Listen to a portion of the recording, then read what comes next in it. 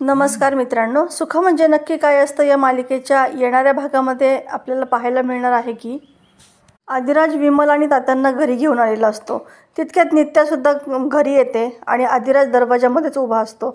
नित्या घरामध्ये प्रवेश करण्याचा प्रयत्न करते, पण तेव्हा आदिराज तिला तिथे म्हणतो की थांबा नित्या मॅडम, तुम्ही माझ्या आई तात्यांचा खूप अपमान केला आहे, खूप बदनामी केली आहे, त्यामुळे तुम्हाला आता या घरामध्ये थारा नाही, माझ्या या घरामध्ये पाय देखील ठेवायचा नाही।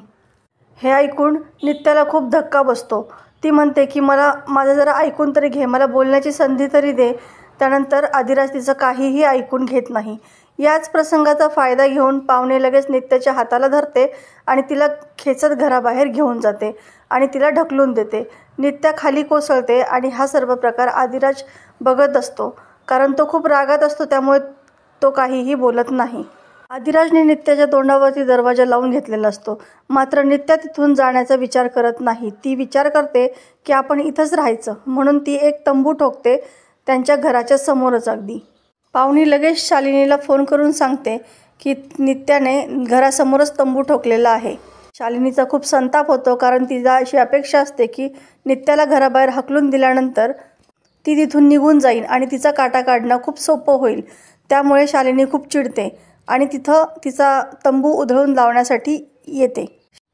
शालिनी टेंट पाडण्याच्या तयारीमध्ये असते, तितक्यात एक नाग येतो आणि त्यामुळे शालिनीला पुढे जाता येत नाही।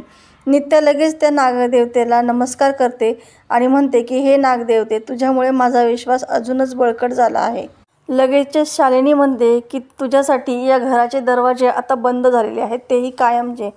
त्यानंतर नित्या लगेच म्हणते की घराचे दरवाजे बंद झाले असले तरीही आदिराजच्या मनाचे दरवाजे माझ्यासाठी कधीही बंद होणार नाहीत।